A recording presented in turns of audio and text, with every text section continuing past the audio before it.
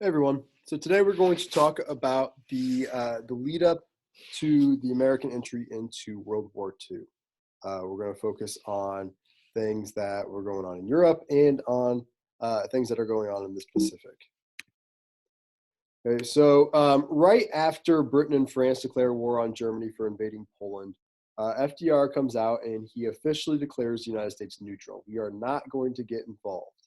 Okay, this is the same approach that we took during World War One, and we kind of know how that worked out. The Neutrality Act was passed by Congress. Neutrality Act of 1939, and this said that we're staying neutral, but countries that are fighting, they can buy weapons from us, from the United States, on two conditions. You have to pay cash, and you are the ones that have to come and get those and take them back to your own country. Okay? Remember, for World War I, we lost a lot of ships in the Atlantic due to U-boats sinking them, and so we were not going to risk our ships anymore. And we told the other countries that if they wanted to buy weapons from the United States, that they would have to be the ones that take the risk.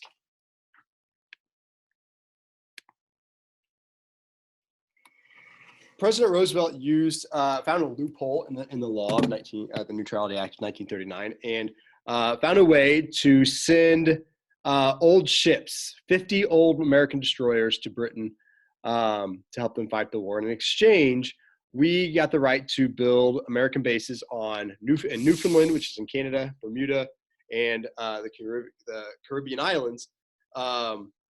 These are all territories that were controlled by the British.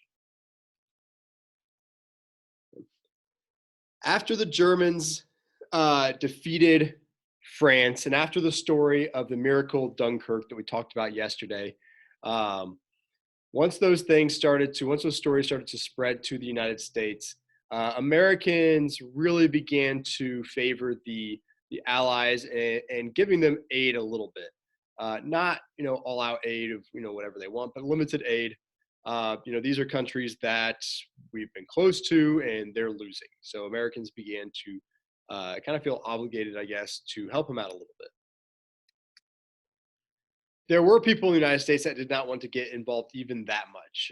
The American First Committee was an organization that was very much opposed to American intervention.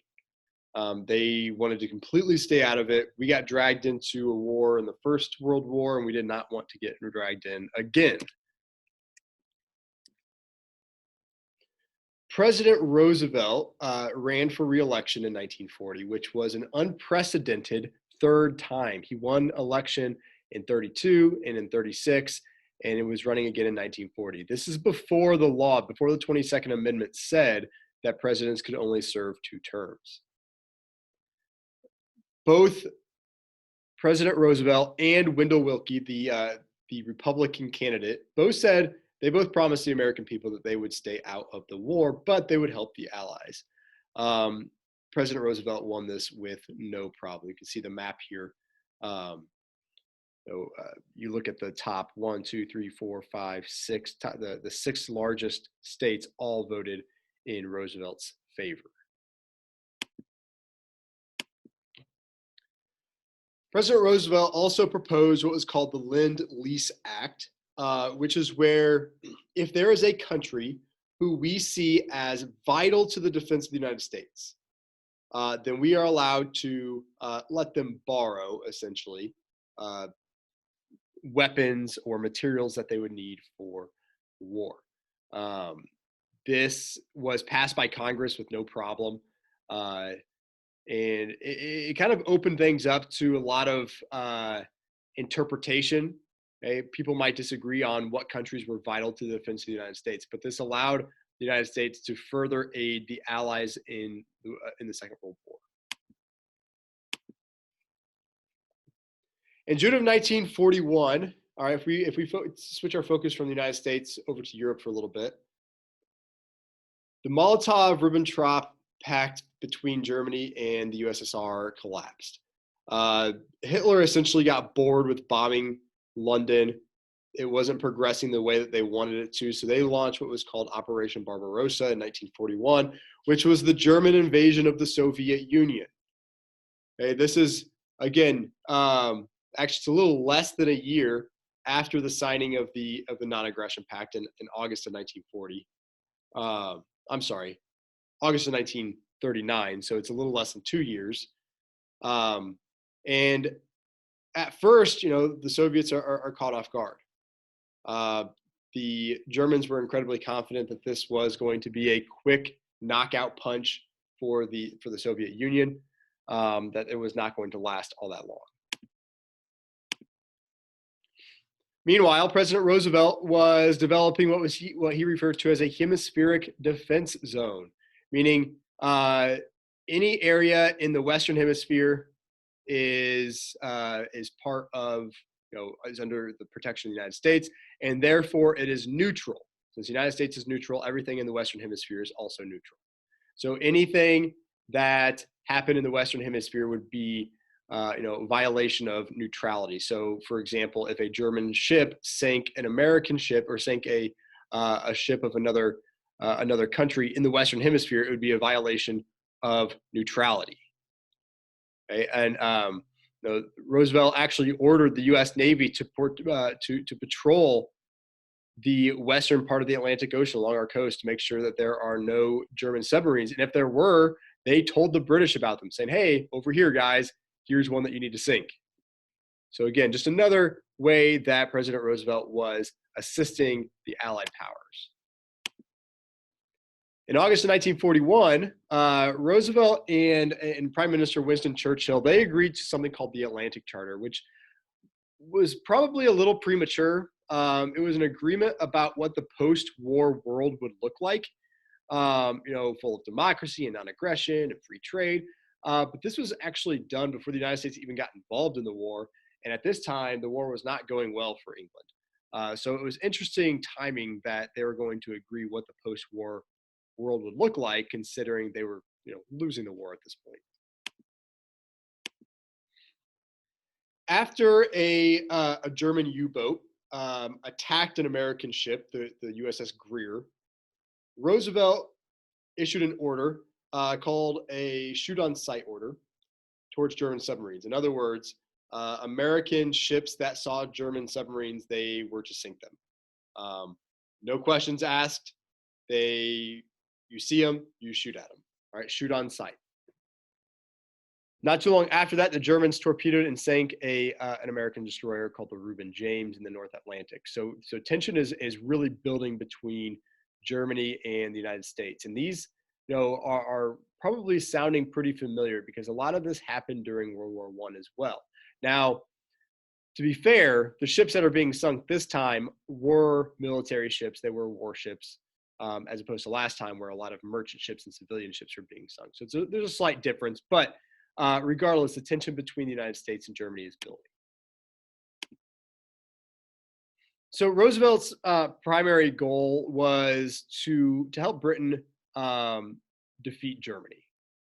But in order to do this, Britain had to actually abandon a lot of their colonies in Southeast Asia.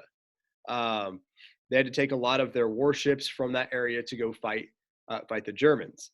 Now, the Japanese at the time were quickly expanding in the Pacific, and Roosevelt wanted to introduce some policies that would discourage the Japanese from taking advantage of this. They didn't want the Japanese to go and take over the British colonies. So he introduced some policies that would hopefully discourage this. One of those policies was the Export Control Act, which gave Roosevelt the power to restrict the sale of certain materials, strategic materials, for fighting a war. So Roosevelt used this law to immediately block the sale of fuel for airplanes and scrap metal to Japan. Okay? And this kind of pushed Japan towards Germany and Italy for them to eventually sign an alliance, creating what would eventually become known as the Axis powers. Okay, so this was in 1940. The following year, Japanese aircraft began to kind of threaten the British Empire, the colonies that were in Southeast Asia. So Roosevelt, again, responded by this time freezing all Japanese assets in the United States. And this, limited Japan's buying power. They had a lot of assets that they could no longer access in the United States. They also reduced the amount of oil shipped to Japan, and with Japan being a strong naval power, oil is crucial to them continuing to expand at the rate that they had been. He also sent General Douglas MacArthur, who MacArthur Boulevard is named after, to the Philippines, which was still an American colony at this time, to build up the American defenses there, thinking that if there was going to be a conflict between the United States and in Japan, it would take place there. So the Japanese, in response to these embargoes on war materials, decided to attack certain areas, including the East Indies in the British and Dutch East Indies, which were resource rich. They're also going to take out the Philippines, which is an American colony, and they're going to attack the American naval base at Pearl Harbor. And that date came on December 7th of 1941. A surprise attack by the Japanese Empire sank or damaged 21 different ships, killed about 2,400 Americans, injuring many more. The next day, President Roosevelt gave his famous "This Day Will Live in Infamy" speech about the attack on Pearl Harbor and asked Congress to declare war on Japan. A few days later, Japan's allies, Germany and Italy, declared war on the United States, thus officially entering the United States into World War II. Okay, so once you are done taking the notes today, make sure you turn them